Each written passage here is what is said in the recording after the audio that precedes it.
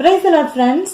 இன்றைய தினம் நம்ம பைபிள் எடுத்து வாசிக்க போற பகுதி என்ன அப்படின்னா, நெகேமியா தீர்க்கதரிசியின் புத்தகம் 4வது அதிகாரம். 3வது அதிகாரம் முழுக்க என்னன்னா, ஒவ்வொருத்தரோட கான்ட்ரிபியூஷன் என்ன, இவங்க வந்து என்னென்ன பண்ணாங்க அப்படின்றத பத்தி இருந்துச்சு. 4வது அதிகாரத்துல ஓரளவுக்கு இங்கே கட்டி இது அலங்கத்தை கட்டி நகரத்தை கட்டிட்டு இருக்காங்க. கட்டி ஏறக்குறைய முக்கால்வாசி முடிஞ்சிடுச்சு.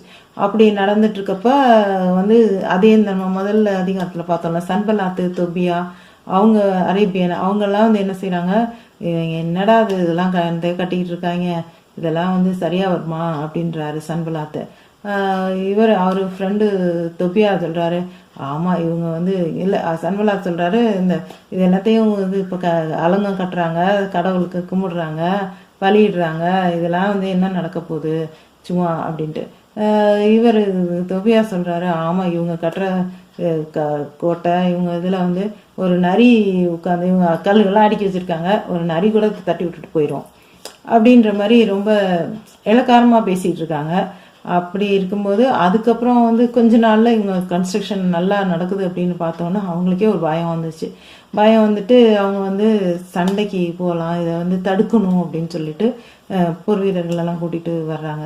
அதுக்குள்ளே இங்கே வேலை செஞ்சுக்கிட்டு இருக்கவங்களுக்கு வந்து ரொம்ப டயர்டாலாம் வருது. அடிக்கடி இந்த பாதி பேர் வேலை செய்கிறாங்க, வேலை செய்ய முடியல, சாப்பாடு இல்லை, அந்த மாதிரிலாம் கொஞ்சம் கஷ்டங்கள்லாம் வருது.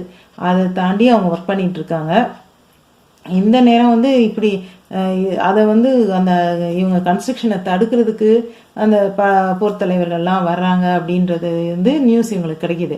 கிடைச்ச உடனே என்ன செய்யலாம் அப்படின்ட்டு அப்போ வந்து இவர் வந்து ஒரு பிளான் பண்ணுறாரு. என்னன்னா, பாதி பேர் ஒர்க் பண்ண வேண்டியது கன்ஸ்ட்ரக்ஷன், பாதி பேர் வந்து பாதுகாப்புக்கு ஈட்டி இதெல்லாம் வச்சுக்கிட்டு யார் இந்த கன்ஸ்ட்ரக்ஷன் தடுக்க வர்றாங்களோ அவங்கள வந்து அவங்க போர் வீரர்கள் மாதிரி அவங்கள நிப்பாட்டி வைக்கிறதுக்கு அந்த மாதிரி பண்ணிட்டு இருக்காங்க.